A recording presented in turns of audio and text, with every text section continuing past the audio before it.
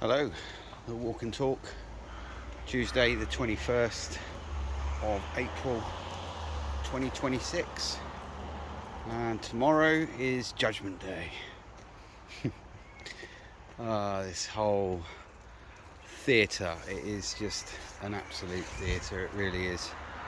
You do know this is about two things, right? This is about the Greater Israel Project, which I will try and include a map of when Netanyahu got up in front of the UN and said, "Oh, we're surrounded by all these, Arabic countries, and they're a real danger to our security. And basically, what we need to do is have a Greater Israel Project."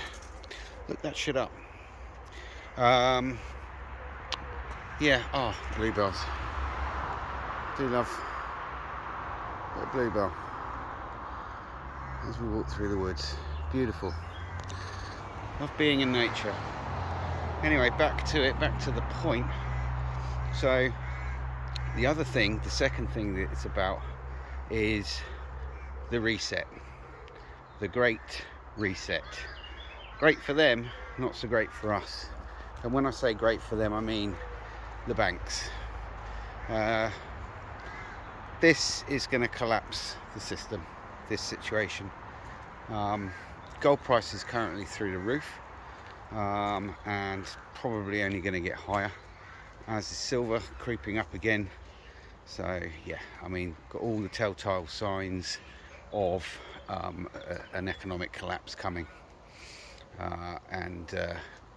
If you've been sensible, you would have got just a small amount of gold or silver, doesn't really matter which, but they're the commodities.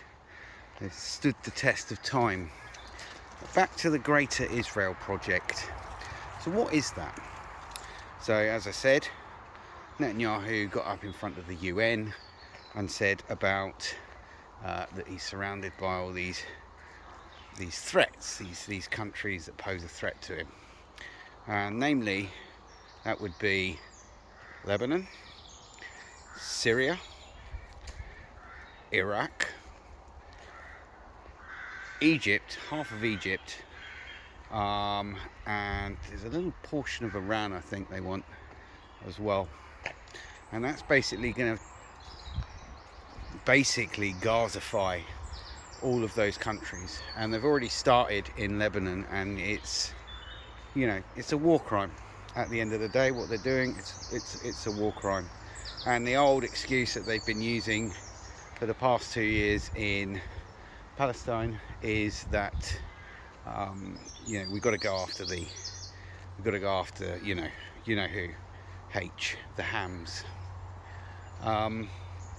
In essence, that's just an excuse, and it's a mechanism in order to justify them taking over other people's land. I mean, they've already said that, and this was even on mainstream, so they're kind of telling you that, people in Lebanon, South Lebanon, where they've gone in, have been told that they are not going back to their land. Heard that one before, only for the past, God knows how many years of my life, where they're doing exactly that in Gaza. Well, they want Egypt, Iraq, Syria, and not all of Egypt, and a portion of I think the southern tip of Iran. So I may have missed one off the list there, but that's basically what the Greater Israel Project is. With regards to how it relates to the reset, it's pretty straightforward. Push inflation through the roof with the oil price, sustain a war, and in essence create even more debt, because you have to go into debt to go to war, and then that pushes the economy to a brink where it collapses, and in essence you can then usher in a digital currency. Government is currently doing a consultation about digital ID. A friend of mine messaged me today actually and said, have I done the consultation? Is it worth it? I'm not 100% sure. I think they're going to go ahead with it anyway. And they need that is the building block for enslavement, total and utter enslavement. For your CBDC, so your central bank digital currency, or Britcoin as Rishi Sunak announced it would be called. And believe me, that wasn't done that long ago for no reason. It was planting a seed in people's brains, let them know it was coming. See, I am a strong believer that Bitcoin was used to sell the idea of non-tangible money to the people. Great idea if it's just something to invest in. Not such a great idea when you're going to digitize every economy in the Western world, and basically tell the citizens that their money will expire after a certain amount of time, and that your money and your life will be based on a scoring system, which is why they brought about the credit scoring systems to get credit cards and bank accounts and stuff like that. And if you want a loan, there's a scoring system that essentially came in years and years ago. That was the first step really of getting people used to this credit scoring system. So yeah, I mean, where do I think this is all going to go? Difficult to tell. Not. Prices are going to go through the roof. They don't want you driving a car and going on holiday and having the nice things, so they're going to outprice us from all of that. That'll just be an elite thing to happen. Hang on, I just need to let these people go by.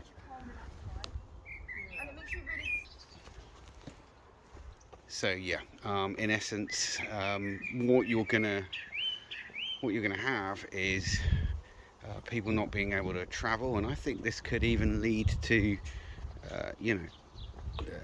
people's pantomime. And yes, I did steal that from you, Mr. Watson. It's a great expression. People's pantomime style restrictions. I really do, because if there's no diesel, or they claim that there's no diesel, then in essence, how are you going to get around? They're already talking about 4-day weeks for people, restricting flights because obviously there's no jet fuel. So yeah, they're ushering it in bit by bit, and it's a tiny little tiptoe towards their absolute control over our lives. So yeah, I think they realised that climate lockdowns weren't going to work. So what's the next best thing? Well, we can support our masters over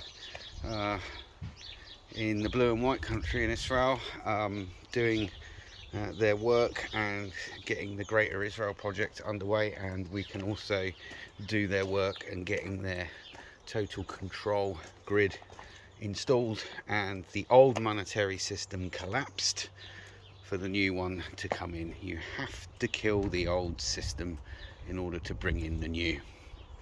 So yeah, I think if I was you, don't go mad, but certainly start stocking up on some food, and even it's just buying a few extra items a week. And I know it's expensive, but just do it gradually and squirrel them away, because I think it's going to get ugly, and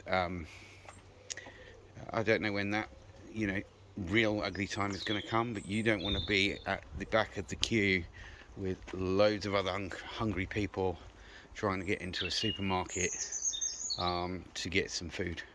It's best just to have some and let things quieten down, and then when you need the food and it's quietened down, then you can go back and not fill your wellies, obviously, because there'll probably be restrictions on what you can buy, because obviously fuel, is it's the base commodity, isn't it? I think this period of time is making people realise just how reliant we are on oil, and now they're on about reopening oil fields, which I think would be a good thing for this country, to be honest. Scrap this green nonsense. It's all a lie anyway. There's nothing green about EVs, for example. Yeah, scrap this green crap and just, you know, drill, baby, drill. It's going to be a lot of black, beautiful black oil. Yeah. Anyway, that's my thoughts. We'll see what happens tomorrow. See what the scrupulous, lying media tell us, and yeah, see what the future holds, eh? Anyway, take care. I hope you're all well, and thanks for watching.